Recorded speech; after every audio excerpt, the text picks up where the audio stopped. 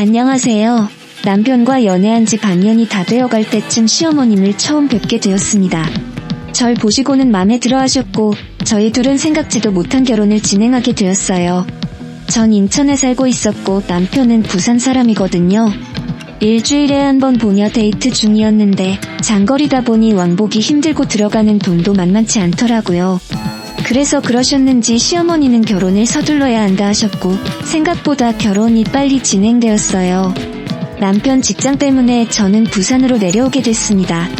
결혼 준비할 때까지 남편은 속 한 번 썩인 적 없었고 시부모님 또한 잘해주셨기 때문에 모든 게 순조롭다 생각했어요. 몇 달 동안 남편 뒷바라지 때문에 시어머님은 집 얻어 동거하다가 결혼하라 하셨고 그렇게 했습니다.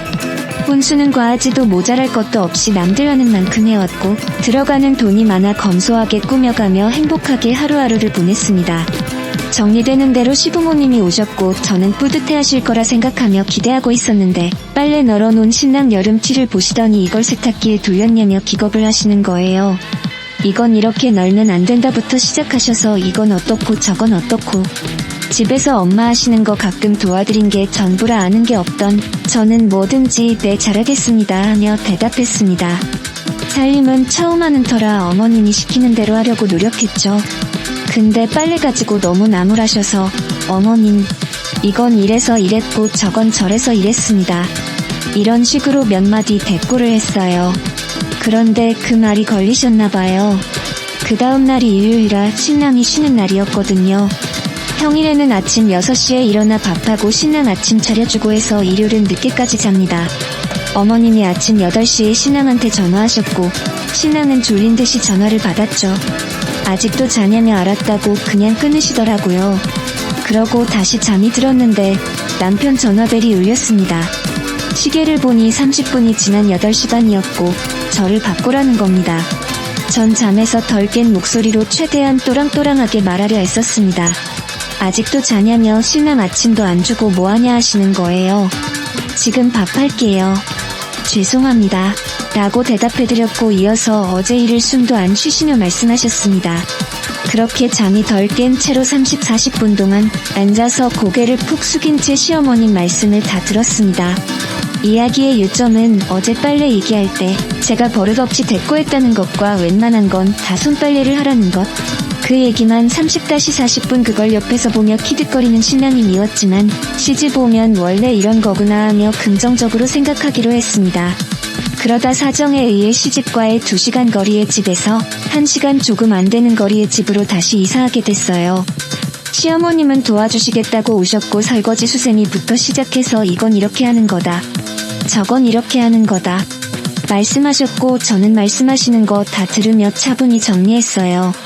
작은 거 하나하나 제 집이기 때문에 제 방식대로 꾸미고 싶은 것도 다 시어머님 방식대로 해야 했고 어머님 가시면 다시 꾸며야지 하는 마음으로 다 받아주었습니다. 하지만 시부모님은 하루가 멀다 하고 오셨습니다. 어머님이 시계를 달아놓은 위치에 시계가 없으면 서운해하실까봐 떼지도 못하겠더군요. 어떻게 어머님께 맞추려 노력하고 또 노력했어요. 어머님은 항상 나 같은 시어머니도 없다. 이렇게 며느리에게 잘하는 시엄마가 어디 있니 하셨어요. 어느 위치에 뭐가 있는지 반찬은 윈지부터 시작해서 시어머님은 저희 집에 대해 다 아십니다. 챙겨주시는 건 좋지만 도가 좀 지나치다 싶다라는 생각도 많이 했죠. 어느 날 신랑에게 이삿날 당신은 아무것도 안 하고 나만 하루 종일 일했는데 어머님은 당신한테만 고생한다 하고 그러니까 엄마 생각나더라. 우리 엄마도 아마 그랬겠지? 나도 엄마 보고 싶다 보니까 가지도 못하고 엄마 얼굴 못 보니까 속상해. 아이 먼 곳에 혼자 있으니 좀 힘들다. 라고 몇 마디 투정 좀 부렸습니다. 그 다음 날 아침 시어머님께 전화가 왔습니다. 11시까지 집으로 오라고 하시더군요. 이사 온 지 며칠 되지도 않았고 이곳 지리는 잘 모르는 터라 집에서 넉넉하게 시간 잡고 나왔는데도 길을 헤매는 바람에 15분 늦게 11시 15분에 시집에 도착했습니다. 들어오는 순간 뭔 일이 날 것 같은 분위기였습니다. 통화할 때 어머님 목소리가 안 좋으셨거든요. 물통 한 개를 냉장고에서 꺼내오시더니 앉으라고 하시더군요. 그러더니 왜 약속을 안 지키냐고 지금이 몇 시냐고 소리를 지르셨어요. 길을 잘 몰라 헤맸다고 죄송하다고 말씀드렸습니다.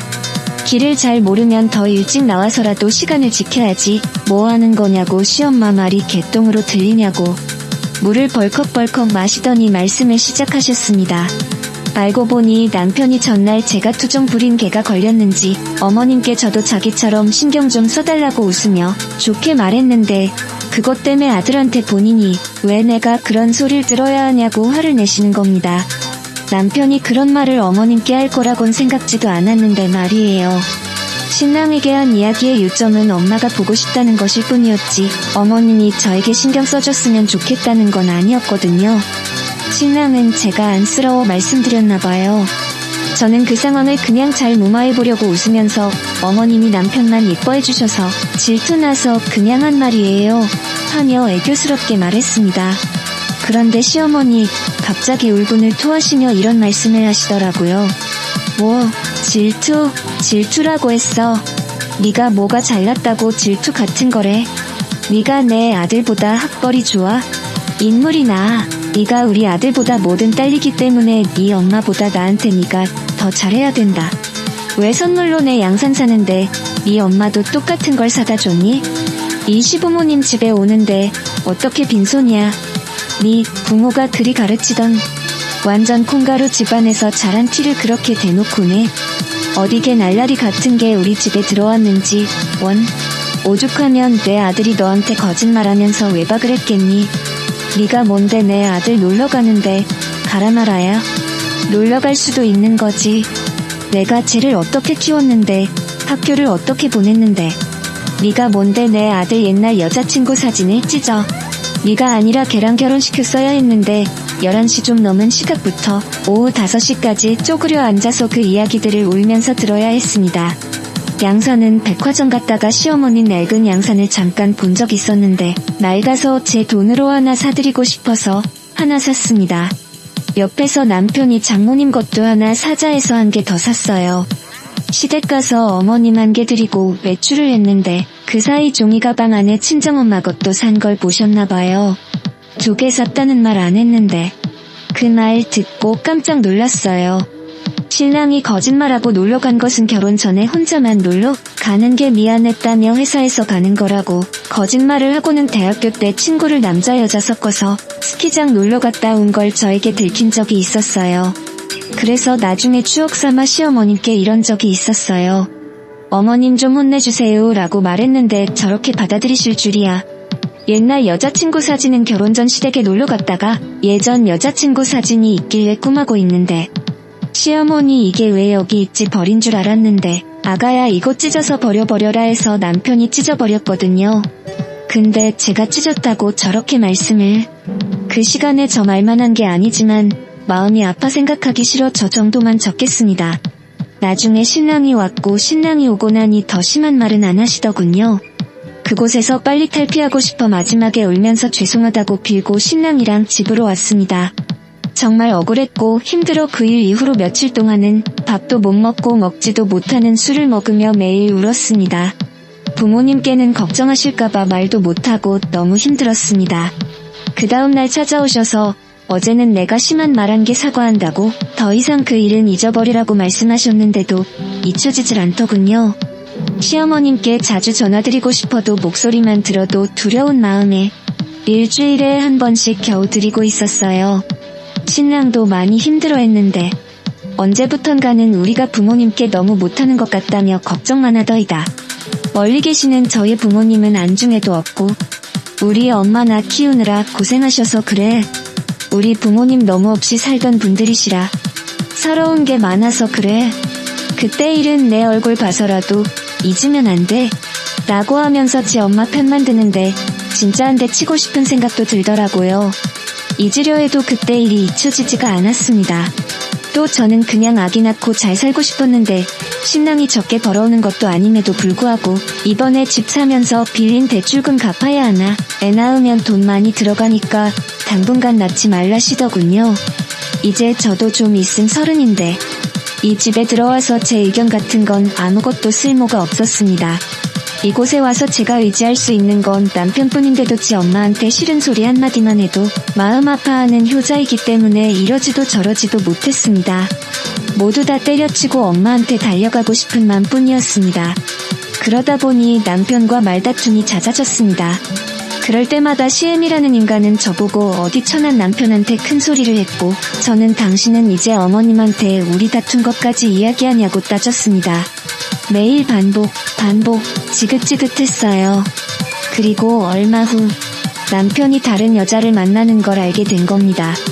알고 보니 결혼 전 남편이 제 앞에서 찢어버렸던 사진의 주인공은 그러니까 남편의 전 여친이었습니다.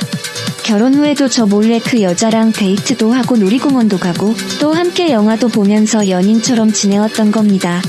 제가 어떻게 당신이 나한테 그럴 수가 있냐고 따졌더니 남편이라는 스프가 눈을 동그랗게 부릅뜨더니만 저한테 하는 말이 가관이었습니다. 안녕하세요. 남편과 연애한 당신은 추억이라는 건 없는 사람이야. 내가 가장 힘들 때 옆에서 지켜주던 여자를 그럼 그냥 버려? 요즘 집안 사정도 힘들고 남편이랑도 힘들다고 해서 가끔 만나서 고민 들어주고 그랬던 것뿐이야. 내가 그 여자랑 잠을 잤어. 내가 당신이랑 결혼하면 내 인간관계 다 끊어야 돼. 진짜 기가 막혀서 말이 안 나오더라고요. 당신 그걸 말이라고 해? 라고 따지니 집을 나가지 애미한테 달려가서는 한동안 돌아오지 않더라고요. CM이라는 은 저 혼자 있는 집에 달려와서는 무슨 저런 하면서 네가 그런 식으로 바가지 긁으니 남편이 숨을 쉴 수가 있겠니? 네가 뭐 하나 잘나고 이쁜 게 있어야 우리 아들도 널 이뻐하지. 남자는 다 여자하기 나름인 게야. 라고 하시는데 정말 저 그날 너무 열받아서 말 함부로 하지 마시라고 제가 뭘 그렇게 잘못했냐고 시집와서 어머님 말씀 모두 순종하고 애기 낳는 것도 포기하고 살고 있지 않냐고 왜 다 내 탓이라고 하시냐고 따졌습니다. 그렇게 제가 싫으시고 못마땅하면 이혼하겠다고 당신 아들 그냥 데리고 평생 사시라고 나는 당신이랑 당신 아들 모두 감당 못하겠다고 위자료 준비하라고 큰 소리를 쳤죠. 그랬더니 어머님 엄청 놀라는 눈치였습니다. 저는 어머님 앞에서 당장 짐을 싸서 친정에 갔습니다. 정말 이혼할 각오를 하고요. CM이는 제 짐을 뺐더니만 어디 어른 앞에서 건방지게 뭐하는 짓이냐고 네 애미 애비한테 그렇게 배워 먹었냐고 소리를 지르시더라고요. 그래서 저도 큰 소리로 왜 자꾸 우리 부모님 욕하시냐고 우리 부모님이 도대체 어머님한테 뭘 그렇게 잘못했냐고 따지니 저를 이렇게 키운 게 큰 잘못이라고 하시대요. 더 이상 할 말도 없고 말도 섞기 싫어서 나왔습니다. 그렇게 한 달이 지났습니다. 저는 편의점 아르바이트를 시작했어요. 걱정하는 부모님 얼굴도 보기 힘들었지만 다시 그 집에 들어가는 게 더 힘들더라고요. 버는 돈 없이 부모님께 손 벌리는 것도 싫었기에 일을 시작한 겁니다. 그동안은 남편은 하루가 멀다 하고 연락을 했습니다. 우리 엄마 걱정 그만 시키고 당장 와서 무릎 꿇고 빌고 돌아오라고요. 자기가 바람핀 것도 아닌데 왜 제가 집을 나가냐고 이제 좀 절 좀 들라고 저한테 다그치더라고요. 어이가 없어서 정말. 그래서 제가 딱 잘라 말했습니다. 내가 정말 들어가길 원하면 네가 만나는 여자들 다 정리하고 네 부모랑 나 사이에서 처신 잘하라고요. 그랬더니 며칠 연락이 없던 남편은 미안하다고 이제 다른 여자 안 만나겠다고 엄마한테도 이제 다시는 저한테 함부로 말하지 못하게 중간 처신을 잘하겠다고 하더라고요. 저는 저희 부모님 걱정시키는 것도 싫고 또 남편을 믿고 싶은 마음이 남아있던지라 못 이기는 척 다시 집에 왔고 그 후로 CM이도 또다시 저희 집에 찾아와서 잔소리를 하기 시작했습니다. 그때마다 저는 남편에게 전화를 했어요. 그럼 남편은 엄마 바꿔달라고 말하고는 CM이한테 아들 이혼시키기 싫으면 제발 좀 그만 좀 찾아오라고 소리를 질렀습니다. 덕분에 언제부턴가 시어머니의 저희 집 출입은 잠잠해지는 듯 했습니다. 남편 또한 퇴근 후에 바로 집에 들어왔고 주말에도 저와 시간을 보내려 노력했어요. 그 후 저희는 이세를 갖기 위해 꾸준히 노력했습니다. 허나 배란일을 계산하고 병원을 다니며 1년이 넘도록 노력해도 아이는 생기지 저는 깊은 슬픔에 빠졌고 그때부터 다시 시어머니의 저희 집 방문이 잦아지기 시작했습니다. 애 낳는 게 미루라고 할 땐 언제고 어디서 애도 못 낳는 애가 우리 집에 들어와서 대를 끊어놨다느니 하는 소리를 매일 같이 하시며 제 마음을 너덜너덜하게 만드셨어요. 그리고 언제부턴가 남편은 더 이상 제 편이 아니었습니다. 남편이 늦게 오는 날이 다시 많아졌고 수상한 행동들을 하기 시작했습니다. 저는 그리고 결국 남편의 뒤를 한번 캐보기로 했습니다. 그리고 남편이 퇴근하는 시간 1시간 전부터 남편 회사 입구가 잘 보이는 카페에 안아지려고 합니다. 그런데 남편 퇴근 시간이 한참 지났는데도 회사에서 나오질 않는 겁니다. 이상하다 싶어서 1시간, 2시간, 5시간 계속 기다리는데 남편에게 연락이 왔습니다. 왜 집에 없냐고요? 어딜 간 거냐고요? 당황한 저는 친구 만나는 중이라고 말하고는 집으로 돌아왔는데 남편이 씻고 잘 준비를 하면서 투덜투덜 거리더라고요. 이상하다 싶었던 저는 다음날 훨씬 일찍 남편의 그 카페에 갔습니다. 그리고 기다리는데 분명 남편의 퇴근 시간이 7시 반이라고 했는데 세상에 6시 정각이 되기도 전 급하게 남편이 회사에서 나와 어디론가 가는 겁니다. 그리고는 바로 택시를 잡아탔습니다. 저는 급한 마음에 바로 카페에서 나와 마침 그 뒤에 오던 택시를 잡아타고 남편을 미행하기 시작했습니다. 별로 멀지 않은 거리의 한 아파트에서 내린 남편은 서둘러 아파트 건물 안으로 들어갔고 저도 뒤따라 들어갔어요. 그런데 들어가자마자 봤더니 남편은 없었고 엘리베이터에도 사람이 없었어요. 그때 문득 1층이구나 싶더라고요. 저는 확인을 위해 몰래 2층에 숨어 있었습니다. 귀를 쫑긋하고 기다렸어요. 엘리베이터를 타는 사람들 소리 말고는 딱히 다른 소리는 없었습니다. 그리고 몇 시간이 지나 1층 문이 열리는 소리가 들리더니 남편의 목소리가 들렸어요. 또 울게. 저는 심장이 터지는 줄 알았습니다. 남편이 떠나고 나서도 한동안 저는 2층 구석에서 초라하게 쪼그려 앉아 있었어요. 그리고 용기를 내서 남편이 나온 그 집 초인종을 눌렀습니다.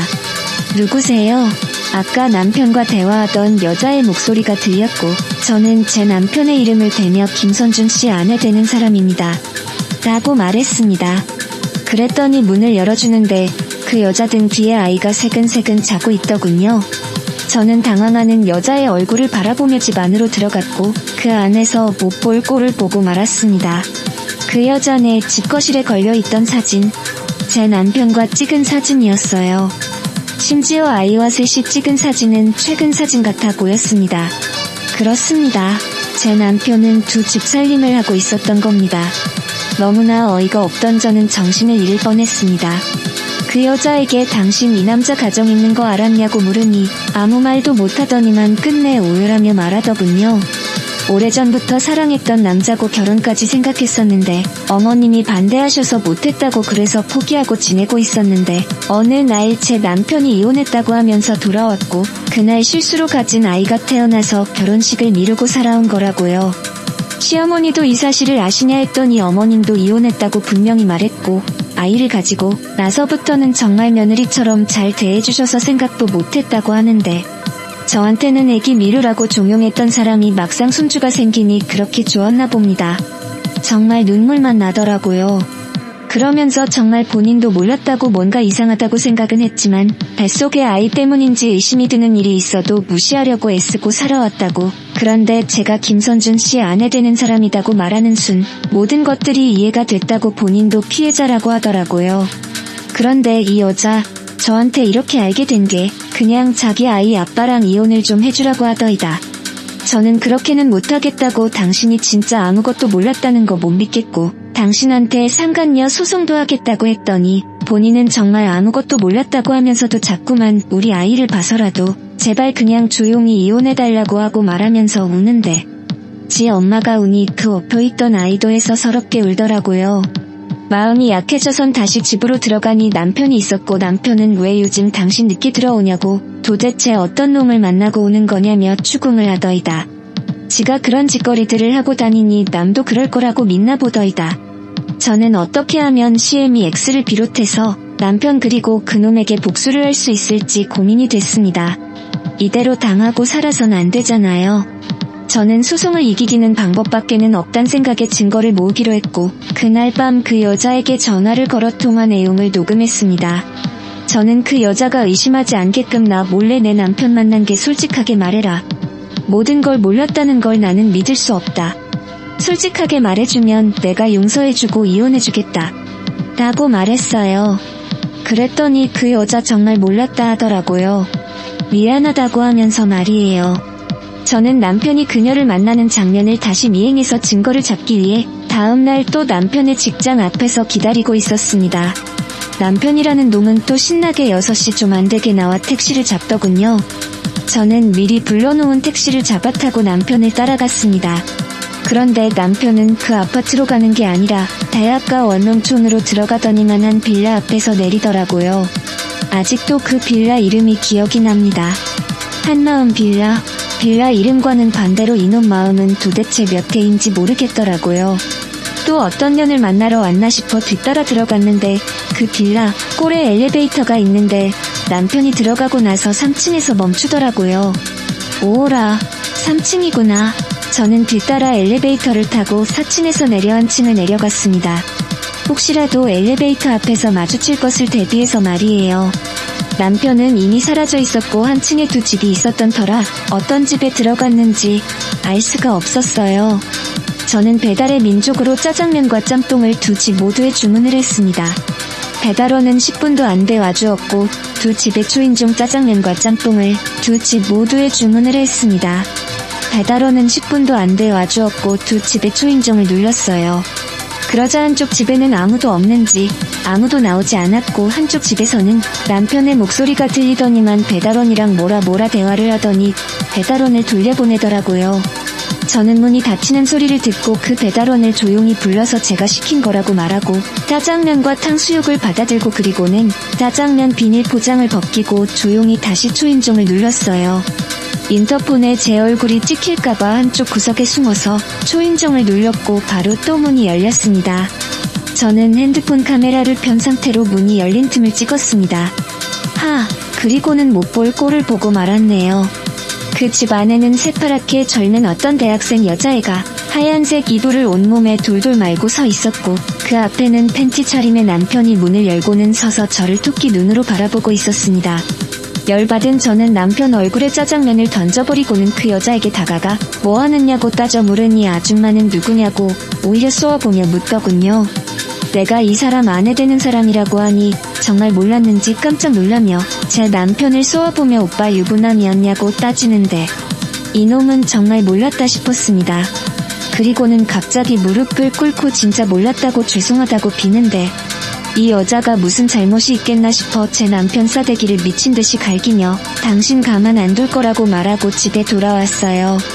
그리고 그 영상을 남편의 애를 낳은 내연녀에게 저는 그리고는 잠수를 탔습니다. 전화기기를 꺼버리고 친정집에서 아무것도 못하고 누워만 있었어요. 알아서 네 놈들이 잘 해결해봐라 그런 심산이었어요. 그리고 아무것도 할 수 없을 만큼 심신이 지치기도 했고요. 나중에 알고 보니 그 내연녀 제 남편이랑 정리하기로 하고 남편을 상대로 소송을 걸었더군요. 또 그 소식을 알게 된 손주 생겨서 좋아했던 시애미는 충격에 쓰러져 병원에 입원 중이라고 했습니다. 남편 새끼는 그제서야 휴가까지 써서 저한테 매일 같이 찾아와서 잘못했다고 비는데 더 밟아줄 생각이었습니다.